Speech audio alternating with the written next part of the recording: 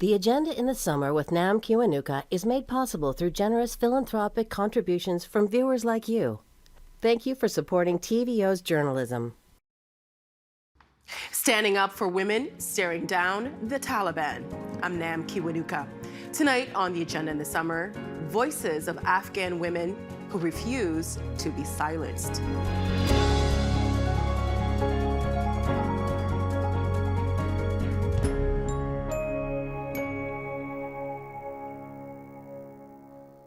When the Taliban took control of Afghanistan's government in August 2021, women there and all over the world feared the worst. That has not stopped those women from speaking up. A new collection of essays amplifies some of their voices. It's called "We Are Still Here: Afghan Women on Courage, Freedom, and the Fight to Be Heard." And we're pleased to welcome two of the contributors to our studio. Maryam Safi, founding executive director of the Organization for Policy Research and Development Studies, a think tank based in Kabul, Afghanistan, and Toronto. Amina Sharif, a producer, activist, and founder of Sisters for Sisters, a mentorship program for socially marginalized children in Afghanistan. Welcome to you both. Thank you. The Taliban has been running the country for a year now. How would you describe life for Afghans today? Maryam, I'll start with you. Since the fall of the Islamic Republic last year, life has been incredibly difficult and treacherous, not only for Afghan citizens, particularly for Afghan women. And that is because politically there's been no clarity on the political path forward. There is no constitution in the country. Economically, the country is facing a dire humanitarian crisis. About 97% of the country is currently in need of humanitarian aid, and 100% of all female-headed households. And so at the present moment, especially in the last few months, we've also seen socially various decrees and edicts issued by the Taliban that have curbed and restrained women, practically bringing them back into the home and confining them in that home. So women are not permitted to leave their homes unless absolutely necessary. They're not allowed to work unless in the health or education sector, perhaps, and they're not allowed to travel, and if they do, it has to be with a male relative. So the situation overall is very dark. It's very grim. For women in particular, the country, their homes have become a prison. You're on this side of the world and you're looking at the headlines. And for some of us, we might have that detachment of the headlines because we're not from there. But for you both to watch this unfolding over the past year, what does that feel like for you? Mina, I'll start with you. I'll say I share the sentiment of my friends and loved ones in Afghanistan, where I'm essentially still in a state of shock. And I will add that, like you mentioned, Taliban are in their second role of taking over the role of leadership in Afghanistan. This is the second round. So the shock is not so much what Taliban are doing, but that they've been left to deal with that after being promised otherwise. So that state of shock has been just consistent. And I kept thinking that we would kind of learn to adjust around it, and we haven't gotten there yet. A lot of people are still looking for what they missed. Mm-hmm. How is this happening? And I think I'm still there in as shock. well. Maryam, Mina mentioned being in shock. Is there also a sense of maybe betrayal? There is a very deep sense of betrayal. The Afghan people had partners in the international community. International actors had worked alongside the Afghan government, alongside Afghan civil society organizations and people for 2 decades, post-2001, when the Taliban was toppled by the US. So working together for 2 decades, trying to build a young democracy, institutions, civil society community, programs and trainings and all the advancements that we had seen in Afghanistan. Basically, the state building or peace building process was done together throughout these 2 decades. And the commitment and the promise of partnership was something that Afghans felt was not going to leave their side so fast and so abruptly. The withdrawal of U.S. and NATO forces in Afghanistan was anything but responsible. And we were advocating for a responsible withdrawal, which would have meant that the international community, with a lesser presence, but would stay for a bit longer until we are able to stand on our own 2 feet. We were not able to do that last year. And women advocates and the women's movement for peace, especially in the last few years, had been advocating for that and going on several platforms and initiating that we must build more sustainable conditions for the withdrawal. And that did not seem to have come at the right time. I'm going to come back to, you brought up a lot of great points. I want to come back to those. But we've been talking about the different emotions that have been experienced, the shock, the betrayal. But have Afghans been given the chance to mourn the 40 years of constant war that they've experienced? Mina? I think that's quite a good point, because it's an oversight when we look at how Afghans react to anything. It helps us understand why they were so quick to take on a trusting relationship with the international presence. They had seen so much conflict that it was the only choice to get on board and to trust that there was a secure environment to partner up and to believe in a long-term commitment to freedoms, especially for Afghan women. It helps us understand why that happened so quickly. And no pause has happened from one generation to the next where a parent or a grandparent hasn't seen a different war.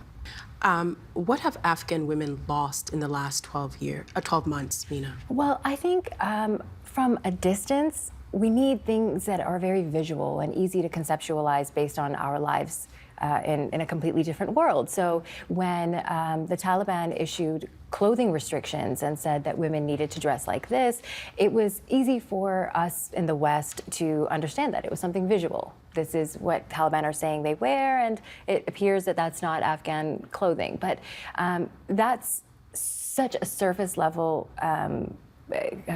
problem that Afghan women are dealing with right now.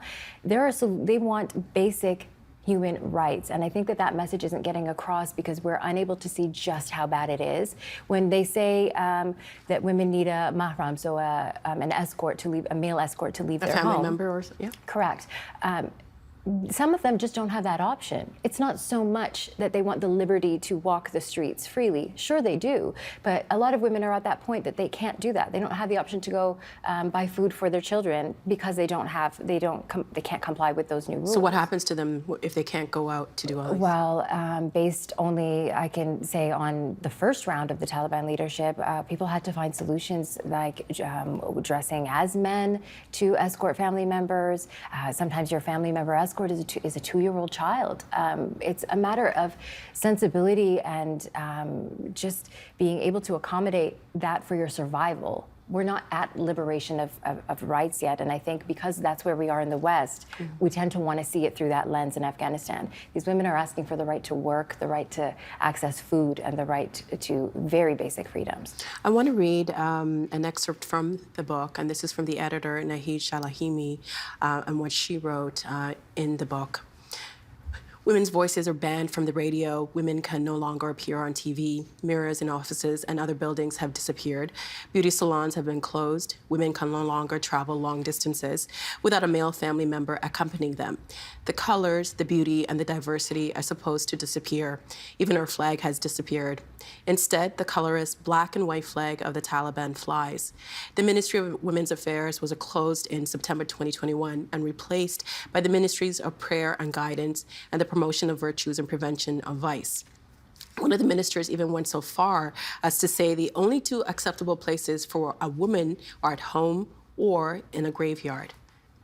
Miriam, you hear that, you think what? It's, to be very frank, I can't believe we have come back to this point. To see the rollback of women's rights in Afghanistan so rapidly within a year's time is absolutely devastating. The gains of the last 20 years for which women in Afghanistan fought so hard for, their equality, their rights, their access, this did not come easy to Afghan women. Of course, with the support of the international community, they fought for them and they took those rights.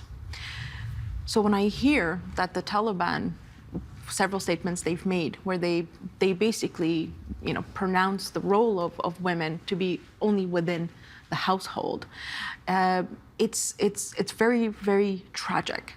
But interestingly, it's not only tragic for Afghan women, it's actually also very tragic for the Taliban and their future. And the reason for that is by confining women within the household, it has cost the Afghan GDP about $1 billion a year. Afghan women made 20% of the workforce. Now that's 5% of the Afghanistan GDP, and at a time when international economic development aid has not come back into the country because the Taliban have not met their commitments to respecting women's rights and inclusivity and human rights, etc. For those particular reasons, the international community hasn't given their aid, and so they really require this. So when you confine half of the population, there are consequences to that, and these are those consequences. And to be very honest with you, I don't know how long the Taliban would be able to continue attempting to run a state under these circumstances. You mentioned the GDP. $1 billion is a lot of money.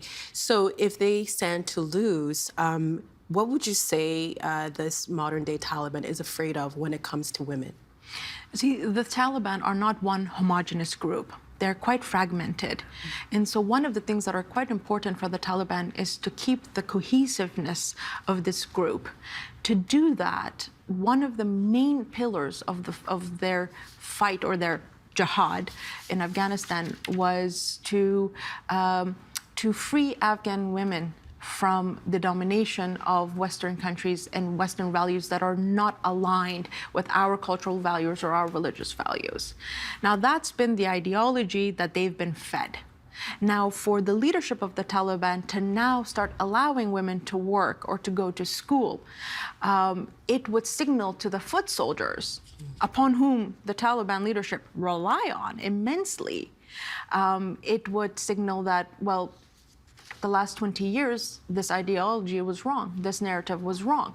Therefore, in order to keep this cohesiveness, the Taliban are stuck, the leadership is stuck in a very difficult position, where on the one hand, they do realize that they need to be flexible, they need to move forward and be a bit more progressive. But on the other hand, they can't lose their foot soldiers, upon whose backs they were able to take over Afghanistan. And so it's going to be a balancing act for them. So far, they've really failed at it miserably. I don't know how long they'll be able to continue to keep that, because there's pressure from the international community on the one hand, and there's pressure from their foot soldiers on the other. We're talking about women and the challenges that they're experiencing, and I can only imagine what it's like for young girls who are watching this and learning. Mina, a whopping 42% of Afghans are under the age of 15. Unlike their elders, many Afghan girls up until last year would have never known an Afghanistan where their freedoms were so restricted. You are in regular contact with young girls. How are they processing everything that's happened in the last year? Well, yeah, that's the thing with women, just age-wise, obviously it varies, but even from that age group, it's not a monolith. I'm obviously speaking to the most advantaged of the young women, because they are still able to collect together, gather together, and have these conversations with me. And I said earlier that everyone's in shock, and I think that includes them. They're stunned and really trying to grasp how big the loss is. And I think you can see that it's not quite sinking in when they ask me for sporting materials and water bottles to do their exercise, and they are just looking forward to when they can go back outside on their bikes. And it's hard to imagine how difficult it's going to be for them to understand that that's so far down the line in comparison to what has actually been cut out of their rights. There are young girls, in fact, that are planning to intentionally flunk out of the 6th grade. Why? Just to ensure that they can stay in school, because they'll be cut off otherwise from going on furthering education. Recently, in a rare show of public defiance, women in Kabul protested their treatment, chanting, "We want work, bread, and freedom." They were met by Taliban with AK-47s, dispersing their crowds with gunfire. Let's take a look.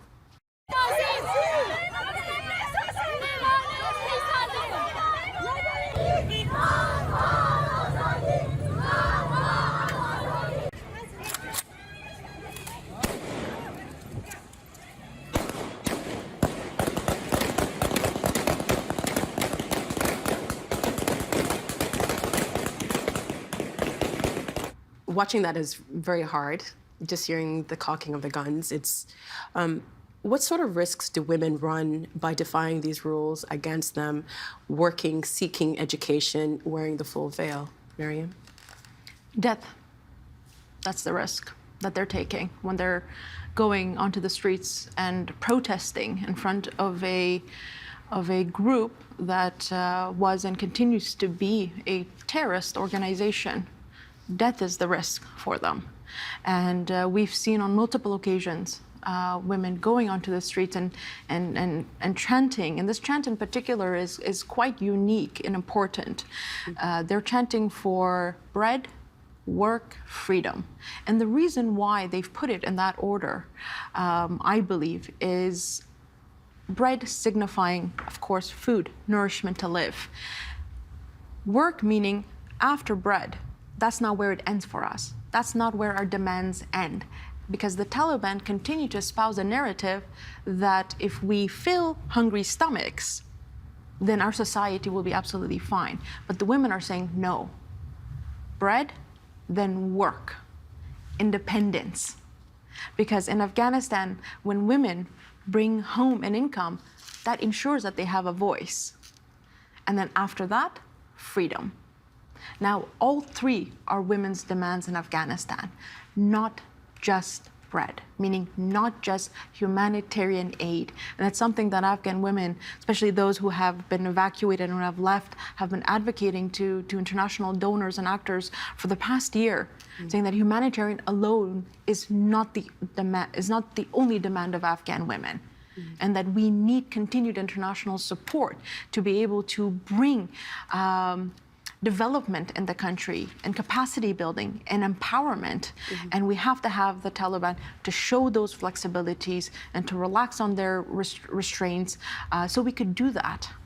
You mentioned aid. We're going to come back in just a moment. But Tamina, in your chapter in the book, you describe the West's eras when it came into our involvement in Afghanistan, that Afghans did not need to be, quote, told how to live, end quote, that we didn't need to, quote, recreate what life is like in the West, end quote. Did the West too often impose its way of life on Afghans? I think the West entered Afghanistan with the pretext that we were there to show them democracy, to show them how to take part in society, to take positions of leadership, and to play a role in Afghanistan. And it was very soon after landing that I personally realized that that was the incorrect narrative to enter Afghanistan with, and that had been a part of Afghanistan's history for thousands of years. And so, being that we weren't listening before we went in, it was even more so damaging not to listen throughout the entire period of those 20 years. Programs were created without the functionality that Afghan women needed and without the sustainability that they needed. And this is why a big part of why it's crashed the way it has. So the lack of listening has led to so many inconsistencies in narrative as well, and that's why women have to tell you how basic their needs are. They have to chant it, and yet we have Taliban on television and on platforms saying that these women just want something Western. Well, you said the lack of listening. What do you mean? Is it like the lack of listening from the international community? We're not listening to women? I don't think there is a single entity that listens to Afghan women directly, unfortunately. From the Afghan leadership themselves and onwards to the programs that were designed specifically for Afghan women, very rarely were they asked what could work based not only on their culture, and again, I think we go very visual in that sense of were we being culturally appropriate? Well, were we being functional in their lives is a better question. A lot of times I saw women being offered computer courses, and then that was the end of it. No computer, no job, just a computer course. So these are examples of the not listening throughout the 20 years. But and now we're failing to hear how basic those needs are, and so it's difficult to see it as dire as it is. And unfortunately, parallel to that, we have Taliban claiming that that it's Western demands they're making. Since 2014, Canada has spent something like $966 million on what it says to help empower and support Afghan women and girls. Is this money well spent, or is this money, or are we kind of patting ourselves on the back for something that hasn't really helped? Miriam? I think that the money that came into Afghanistan, and Canada was quite a significant donor, particularly when it came to women, peace and security. Canada was one of the largest investors in ensuring that women had access and had a voice in all issues and all policy-making decisions within the country.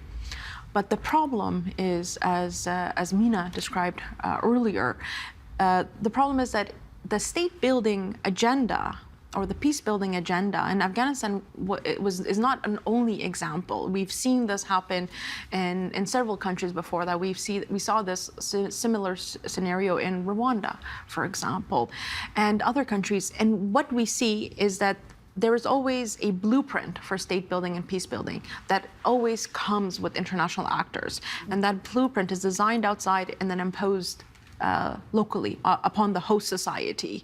And that's exactly what happened in Afghanistan. But to also add to what Mina stated, I would say that the failures of the international agenda in Afghanistan is there was no component of local ownership. Afghans were not given ownership of the process from the very, very beginning. And if anyone argues otherwise, what they're pointing to is that very small group of elite, perhaps politicians, certain actors within the Afghan government that they partner up with. Just partnering up with them, with elites alone, does not signify promoting ownership in the country. So there was no local ownership, and you would be so surprised at how reluctantly the international community takes lessons learned. I'm quite surprised. I would not be surprised that now that the international community has left Afghanistan and they'll move on to another country where they'll do the same state building, the same peace building programs, that you don't see a repeat of what happened in Afghanistan. They simply do not learn these lessons. Mm-hmm. And another huge problem that we faced in Afghanistan was that in Afghanistan, the international community, along with the Afghan government, were trying to build a state while also doing counterinsurgency and counterterrorism. You cannot fight and build at the same time. That's a conclusion that I think many of us have come to as we've reflected this past year.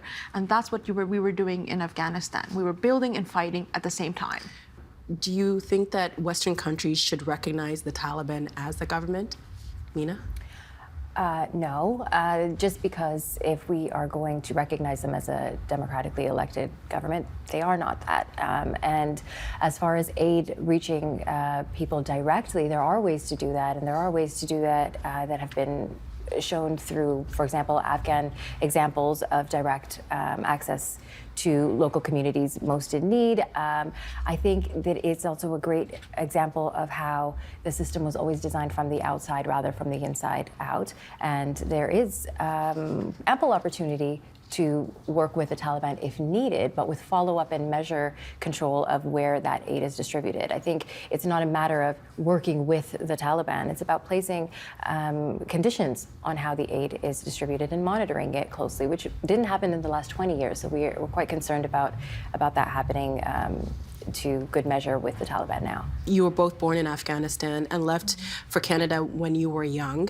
Then you came back home to do what you thought you could do to help the country. But do you see Afghan women who recently fled being able to even do that today? I think that once, at the present moment, it's difficult for those who have left Afghanistan right now. But with those whom I am in contact with, and a lot of the women who left Afghanistan, whether they were civil society actors, parliamentarians, judges, politicians, journalists, they're all hoping for the day they can return. Do you feel not a betrayal, but do you feel, we talk about the survivor's guilt, and being on the other side of it and not being able to help, and then seeing what's happening and then trying to shout to the policymakers, this is what you, and nothing being done. What is that feeling like? Well, I feel that being out is not, the fact that I'm not in Afghanistan is not on me, and so I don't allow myself to feel guilty about not being able to be there right now. Women who have spoken out within Afghanistan, there was a woman named Tamana who was recently interviewed, and she had filmed her arrest.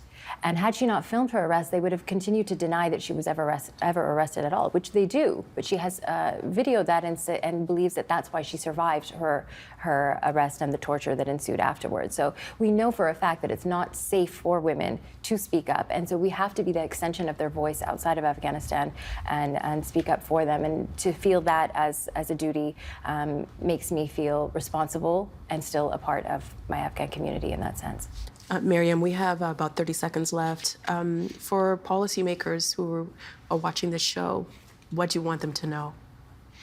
For policymakers, a key message would be any engagement, any dialogue with the Taliban should be complemented with conditions, tough conditions.